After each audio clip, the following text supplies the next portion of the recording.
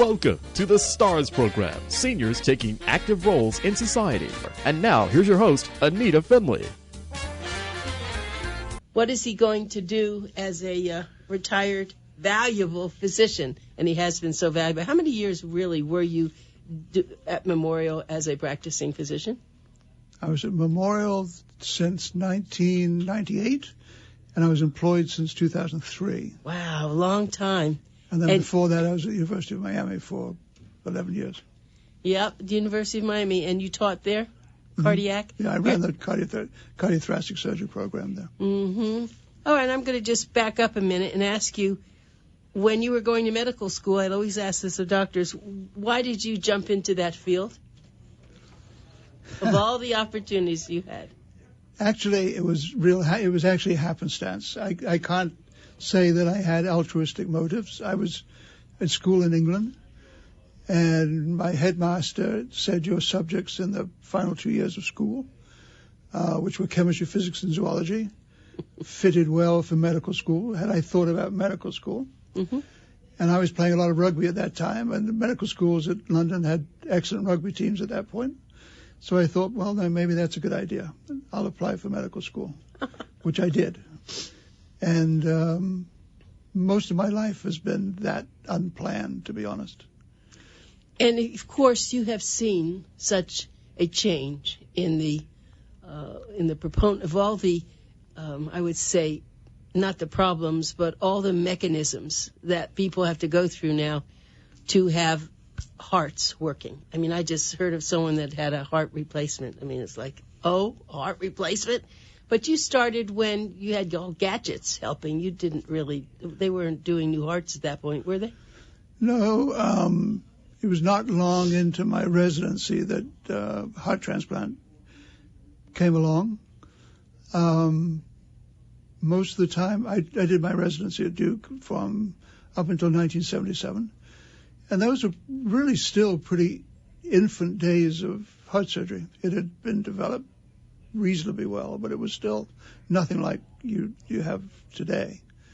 So I've been lucky enough to have been in a career where most of that transition has occurred during my lifetime. And it's interesting to think about today, heart attacks and heart probably is the one place where people die even more than cancer, isn't it? Isn't it heart attacks more? Yes, and it affects.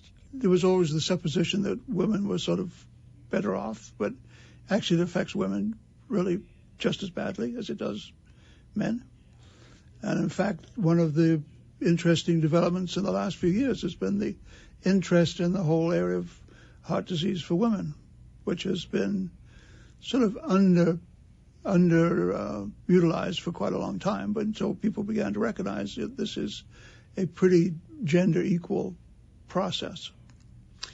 So if you could fast forward 10 years or 20 years, what's going to happen with the heart? I think there will be a lot more work with cell regeneration, with using sort of stem cell technology, which is still sort of finding its way and how it really can be applied. But I think the idea of that you can repair your heart is probably in the offing in the not too distant future. I mean, I think what we do currently is pretty taking kind of a sledgehammer to the problem, to be honest.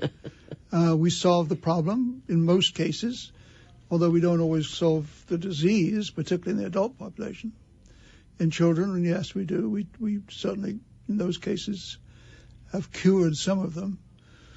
But I think the rapid advancement of adult congenital, of the specialty of adult congenital heart disease, is a recognition that people who are born with congenital heart disease have congenital heart disease for their entire lives. And some of them may be lucky to have been, if you can say, cured, but most are not. And that's why that whole area of adult congenital heart disease is developing so rapidly, because it's a large subset of patients that gets larger every year, and is in fact really the only group of of patients in heart disease that is growing exponentially because of all these children that now survive into adulthood. Oh, interesting. I haven't heard that before. I know you're not a vet, but I have to tell you something. I adopted a dog, 8-month-old dog, who has congestive heart failure. Mm-hmm. And he's on a medication, and he coughs up some stuff. Right. But he's living I've only had him 3 months, but he walks, he talks, he poops, he does everything he's supposed to do. So can he just go on? Well, I mean, the reality is that he probably ultimately will die from congestive heart disease. When that will be depends on how well he's managed and how severe it is and so forth. I think one of the things, you asked for some of the things that have occurred in my lifetime. And one is the recognition that heart failure, advanced heart failure, is to some extent manageable. That the idea that this is end-stage heart disease, which has been sort of the norm in terms of how people have looked at heart failure, is perhaps not always correct, and that the way that heart failure is managed these days, or at least advanced heart failure, allows really, in many cases, considerable extension of their life expectancy. And with the advent of heart transplant and artificial hearts and regeneration methodologies and so forth, the idea that heart failure was a death knell is perhaps one of the areas that can be influenced most as time goes on. Interesting. Because we hear the word, oh, I had a heart attack, they put in some stents and I'm fine, they go home and they're living well. Well, yes, you'd like to think that, but the reality is that you still have coronary artery disease. That has not been reversed. And we are taking care of the symptoms and the end result of it. But the reality is you still have coronary artery disease. That has not been cured. Now, there are attempts to try to make it regress, and a lot of things have been done in the past in terms of medication and diets and all sorts, where you have anecdotal reports of coronary disease regressing as a result of that. But it's mostly anecdotal. It's not something that's reliable, let's put it that way. Someone who just had a transplant that I know, if they couldn't find the heart, they were going to put in I guess it was a heart that was, what do they call it? It's not a real heart, but it's a ventricular assist device? Yeah. Well, what is that? It's basically a pump. I mean, in reality, it's a pump. It basically takes over, usually it's either put in to take over the function of the left side of the heart, which pumps the body, or the right side of the heart that pumps to the lung. It may be one or the other. It may be both. You may have two units put in if you need both. It is a pump. It means that you don't really have blood pressure anymore because it's a continuous flow. Yeah. So the whole idea that you get a peak and fall of your blood pressure doesn't happen anymore because now it's a continuous flow pump. The problem with any of these devices is that your clotting system is designed to protect you.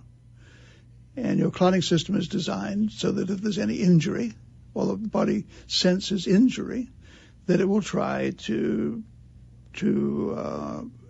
obviate that by activating the clotting system.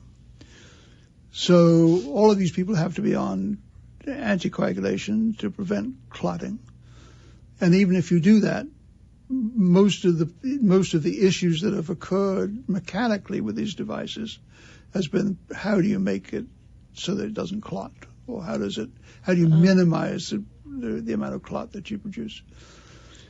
And so they are now designed, the ventricular assist device is basically placed now for two indications.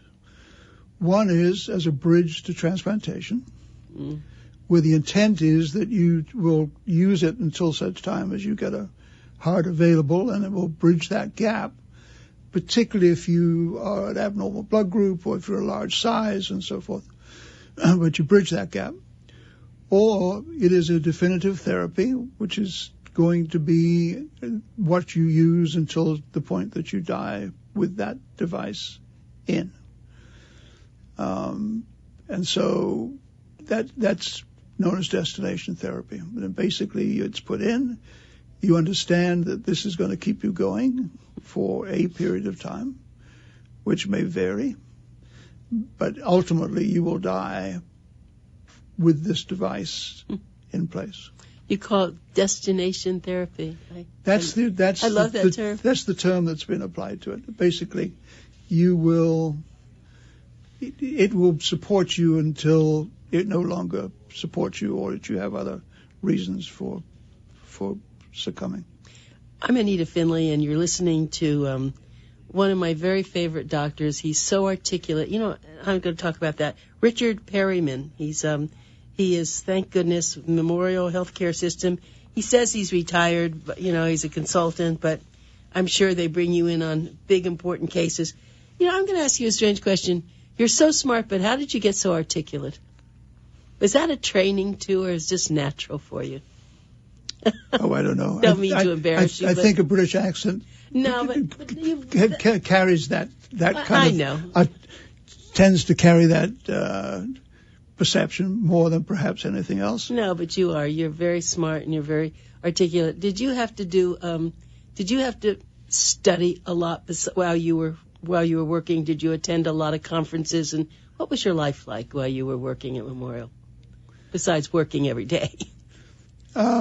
Yes, I mean, throughout my career, I've been in an academic career, which means that I've spoken, I've published articles, I've sat on boards, I've sat on and given talk shows. Right. I've always felt relatively comfortable in that environment. Actually, while I was at the University of Miami, I actually did go. They actually put a few of us through a short course on dealing with the media. Public speaking? Not really public speaking, but at least dealing with the media and understanding a little bit where they were going, and perhaps understanding a little bit how to act in that environment, which was probably stood me in some good stead over time. I'll ask you a strange question. Did your mother have great hair? Your great white hair is so beautiful. It comes, I think from the mother's side, doesn't it? Well, both. I mean, both my parents had gray hair early on. My father had gray hair. I don't remember him really much without gray hair, to be honest. And were other people in your family in the medical field? Or are you the only one? No, my oldest son is an orthopedic surgeon. Here in South Florida? He's in Massachusetts, working with sports medicine. Oh. And my younger son, although not in the medical field, actually runs a program with the NFL Players Association, providing free medical screening for ex-NFL football players. Necessary. Yes, we know that now. For them, yes. Because there are a lot of players who are not the stars, who don't have great medical care, and they provide free screening for them in terms of basically medical screening. Well, I want to go back to some questions. We know that blood pressure now is really the be-all, end-all to foresee where you are and what's going to happen to you. So did you have a lot of patients that you had to control their blood pressure? Was that really important for you? It was. I mean, it tended to be something not that I did necessarily very much. I mean, I think we defer to our cardiology and internal medical colleagues in that. I do think that I myself have high blood pressure, or at least if I don't take my medication, I do. I do also. That's why I'm asking you. Yeah. So, and what I think what's been interesting over time is how we've sort of changed the target a little bit in terms of what those target pressures should be. I think they've come a little bit lower than we thought, than they used to be thought to be ideal. I have a great interest in the application of technology into healthcare now. I think there are a lot of things that can be done with technology, probably better than we do sometimes with people. I mean, there are so many devices out there now which measure your heart rate, measure your heart rhythm, measure your blood pressure, measure your blood sugar. I mean, those watches you wear, right? Watches, all of those things. Do you have one? Do you use one? No, I don't. I don't have one. I don't have one. But you're generating massive amounts of data. Mm. So wouldn't it be better if you had a device that was transmitting every day your blood pressure to some repository, so that when you walk into your physician's office next time, he doesn't just have the pressure that you have in the office today, but has 3 months of blood pressures that have been transmitted into your record that he can look at and take away the elevation that quite often occurs because you're in a physician's office and it's a one-time number.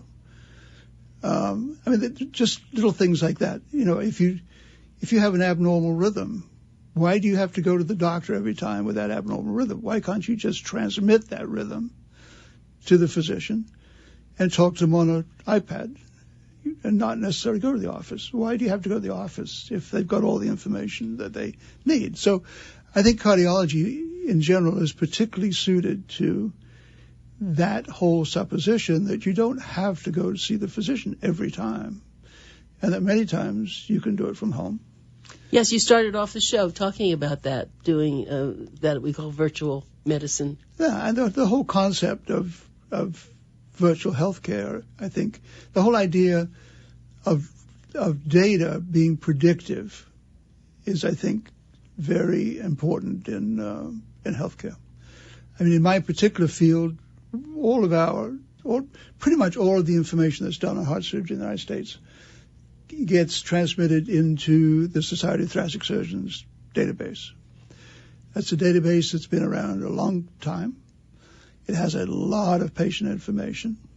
And as a result of that, you can now take data out of that database and now use it to predict activity or outcomes. So you can take a patient and say, this is a male who's 65 years old, has hypertension, has had a heart attack, has diabetes, is going to have a 3-vessel coronary bypass. What is the predictive data for that individual? What is the likelihood that they will not survive? And what is the likelihood that they will have some problem? And based on all of that data that's available, you can have a pretty good prediction instead of a surgeon coming in and said, well, you ought to do okay. Mm-hmm. And so it's, as you gather more and more and more data, you'll start to predict outcomes much better. It's interesting that you should say that. I actually keep a book. Every day I take my blood pressure, and I have a book for 2 years, 3 years. Right. It goes up and down. It's really strange. I don't know why sometimes, but... It does. And I bring it with me when I go to the doctor. And I think that's useful. But what you said is much better, that he has it and he just can look at it. Yeah, you just transmit it. Right. A lot of these blood pressure measurement devices now will transmit with Wi-Fi. I mean, I read recently about the new Stanford hospital that they built in California, Stanford University. What's the thing that annoys you most if you're a patient? Being woken up, right? Woken up. Of course, you just get to sleep. The alarms going off, all of those kinds of things, right? Yeah. So why does that happen anymore? Why the alarms in that new hospital for the next century? The alarms all transmit to a handheld device the nurse has. Nothing goes off in your room. Your blood pressure is sent from a device that you're wearing, not have to be woken up every time to measure your blood pressure. Are they doing that there? Yes. Yeah, they are. Oh, already doing that. So, it's the idea that if let's say you have a child in the hospital, wouldn't it be nice to know on your handheld that, oh, this is the nurse taking care of them today, this is the doctor, this is the medicines they're on, they have an appointment for a CAT scan at 10 o'clock today, and oh, by the way, they're usually running around 45 minutes late today. Perfect. Okay. Yep. It's really harnessing technology to improve patient experience. Yeah, and it will help doctors too, because it's a lot of pressure on a doctor with all this, Totally. I mean, one of the ideas of the virtual care is that for the routine stuff that you can do remotely, it gives a physician a lot more time for the patients who do need to come to the office, that they can spend time with. Good point. The problem is, there has to be a whole realignment of how telemedicine or how technology is used. We always thought that the electronic medical record is a great device.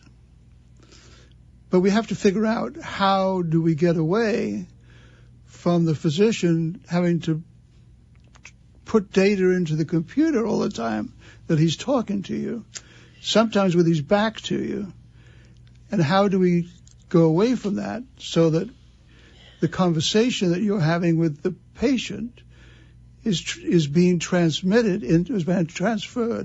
into the health record as you go, without you having to actually type the stuff in. So you can still hold your conversation, but the record has been generated at the same time.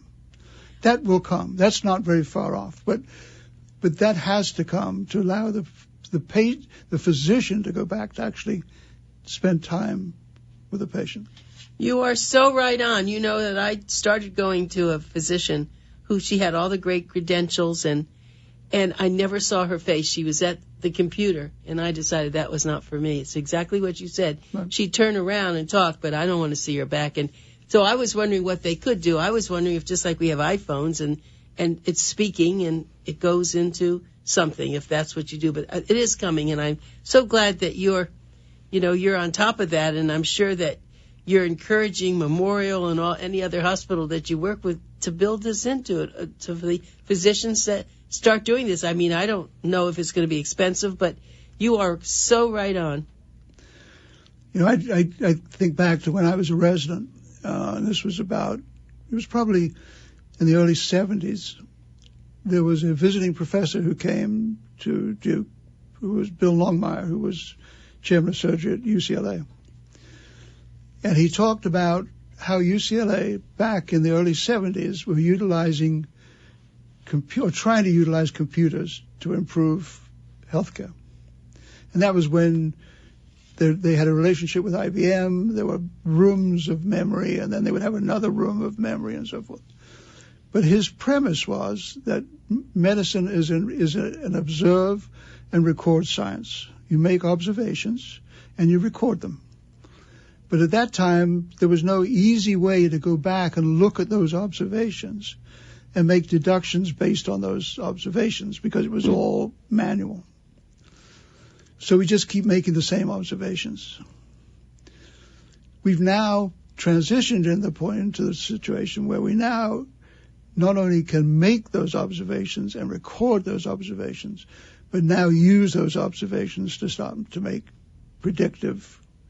And the whole idea of predictive modeling, I think, is relatively recent in healthcare compared to airlines and hotels, and who know perfectly well that, next March on a flight to Albuquerque, that they're going to be, 20 people oversold. And they know exactly how to price that flight 6 months from now. But medicine is only beginning to incorporate the whole predictive analytic piece. Why do you think that's true? Why don't you think they were even more advanced than they are about that? Is it too expensive, or is it?